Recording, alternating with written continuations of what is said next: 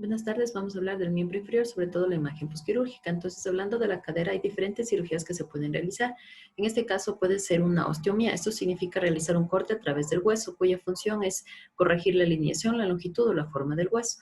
En el caso de por la corrección de la alineación, generalmente se hacen osteomías angulares. Esta se realiza en el fémur proximal de tal manera que se altera la zona de mayor carga de la cabeza femoral y esta es el tratamiento de elección para la displasia y la osteoartritis. Aquí tenemos un ejemplo de un paciente en el cual se ve una esclerosis de los techos acetabulares con un incremento del ángulo de inclinación del cuello, tanto en el lado derecho como en el lado izquierdo.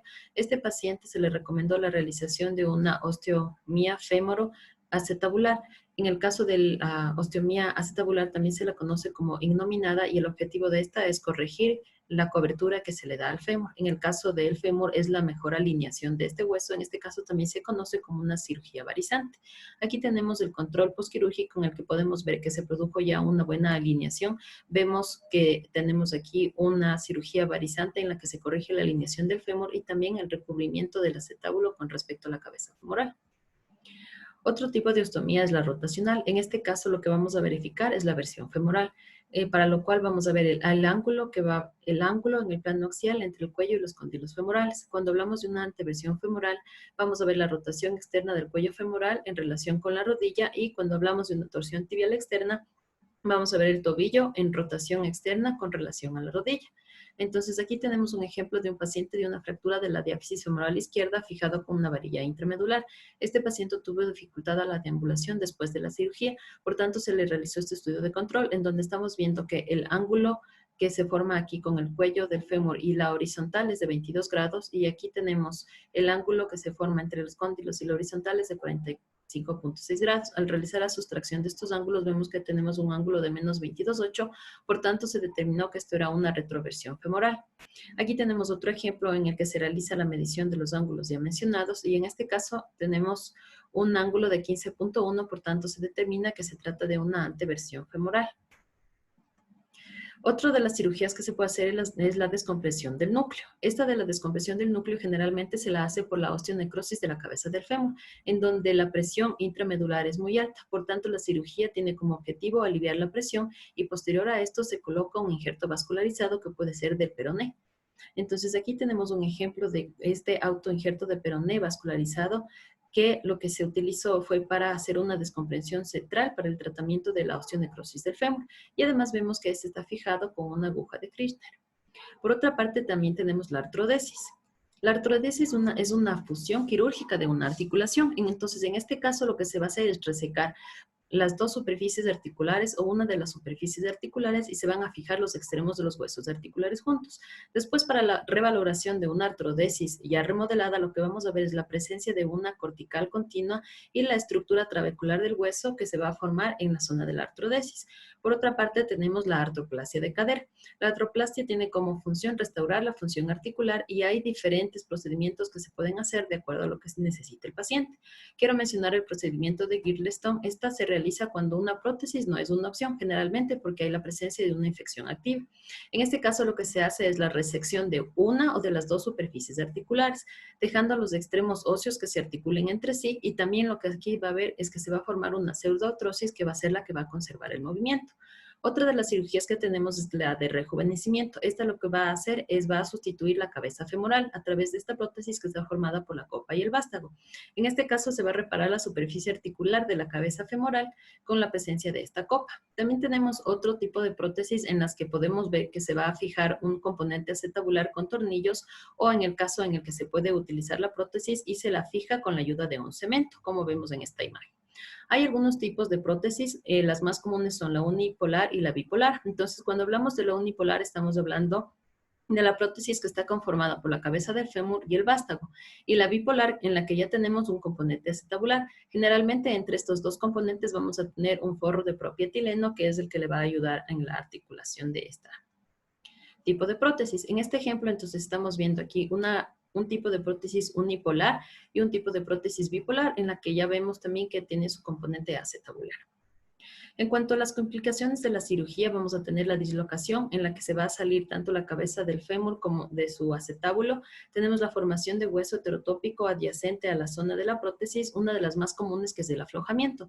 En este caso lo que tenemos que ver es una zona luminosa que se forme de interfase entre el cemento y el hueso, perdón, el cemento y el hueso, o entre el cemento y los componentes de la prótesis. En este caso, cuando tenemos estas zonas de mayor luminosidad, más de 2 milímetros, ya nos pueden decir que hay un aflojamiento. Generalmente los pacientes inicialmente no van a presentar sintomatología. Otra de las cosas que tenemos que ver es que no exista una migración de los componentes de la prótesis. También tenemos otra de las complicaciones que es la osteólisis, y cuando vamos a saber esto es cuando existe un incremento en la zona de las articulaciones en donde se encuentra, del espacio de las zonas de articulación donde se encuentra la prótesis, como es en este ejemplo. Y también podemos encontrar lesiones periprostésicas. Estas se van a dar por la deposición de pequeñas partículas que van a ser liberadas de las prótesis, y estas se van a colocar en los tejidos blandos. En muchos casos estos pueden causar vasculitis o la presencia también de sinovitis asépticas. En cuanto a la rodilla, tenemos la principal cirugía, que es la realineación del extensor. Esta se da para corregir una inestabilidad patelar, en la cual vamos a ver que la patela se va a desplazar lateralmente por el mecanismo de extensión. Entonces, una de las principales medidas que se hace para valorar la inestabilidad patelar va a ser la medición del tubérculo tibial, la distancia que existe entre el tubérculo tibial y el surco troclear. Una distancia mayor a 20 milímetros se considera normal, y la cirugía que se hace para corregir esto es la realineación del tubérculo tibial anterior, de tal manera que se evita el desplazamiento de la tibia de una manera lateral. Por otra parte, también en las prótesis de reemplazo de la rodilla vamos a tener una prótesis de reemplazo total. Esta va a tener un componente tibial, va a tener un componente bicondilar, y también tiene un componente bicondilar, perdón, y un componente patelar, como vemos en este ejemplo. Hay algunas prótesis que también van a tener un estabilizador intercondilio que se presenta como esta barra radiolúcida, que le va a dar una mejor movilidad a la zona de la prótesis. También tenemos otras prótesis que son estas estabilizadoras intercondilias, que pueden ser semi-restringidas o restringidas. Nos damos cuenta de que es este tipo de prótesis porque vemos que esta tiene una varilla adicional que va a ser la que permita o no el movimiento. Y también tenemos prótesis unicompartamentales. En este caso lo que se va a hacer es que se va a hacer una reparación tanto de la zona de la fémur como de la tibia, y esta se la hace en los sitios donde hay mayor erosión ósea. Las complicaciones que vamos a tener en este caso son la fractura y dislocación de las zonas en donde se encuentran las prótesis y tienen la mayor carga. También tenemos el desgaste de polietileno. Esto nos vamos a dar cuenta porque vamos a ver como una disminución del espacio articular que existe en la prótesis. Y también el depósito de partículas metálicas, como vemos aquí en este ejemplo. En cuanto al tobillo, la artrodesis del tobillo se va a dar por cualquiera de estas indicaciones. Usualmente la más común es una artritis degenerativa o una osteonecrosis de la cúpula del astrágalo.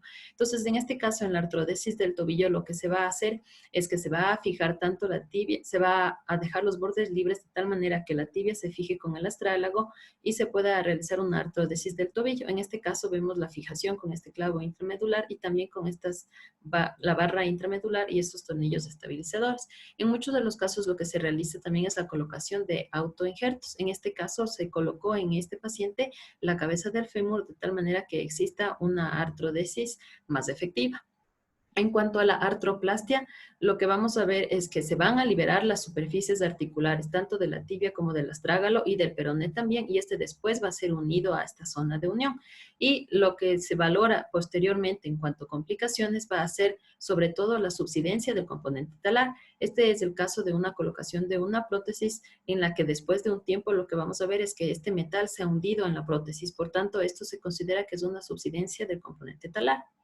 Este es un cuadrito en donde están los principales materiales de reemplazo que se utilizan en las cirugías que hemos mencionado. En cuanto a la reconstrucción de tumores, hay diferentes mecanismos que se utilizan en este tipo de reconstrucciones. Entonces pueden ser el legrado, en el que se va a retirar a través de curetaje las células tumorales, la escisión, que puede ser en bloques o en segmentos, la amputación, que generalmente se realiza distal a la zona de la lesión, y el platillo, que se hace para el drenaje de abscesos.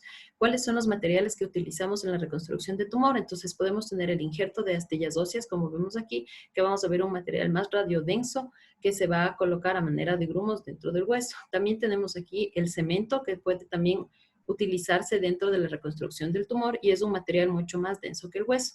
Una de las técnicas que se utiliza también es el injerto óseo de sulfato de calcio. Este injerto óseo de sulfato de calcio va a ser reabsorbido por el cuerpo y va a dar lugar a la formación de nuevo hueso, como vemos en este ejemplo de un control ya posquirúrgico de varios meses, en el que vemos la disminución del injerto de sulfato de calcio, la formación de nuevo hueso. En algún punto este sulfato de calcio va a desaparecer y vamos a tener nuevo hueso. Y aquí este es un ejemplo del drenaje intraóseo que se coloca generalmente cuando se realizan incisiones en bloque o cuando se hacen estas incisiones de platillo para la liberación de abscesos.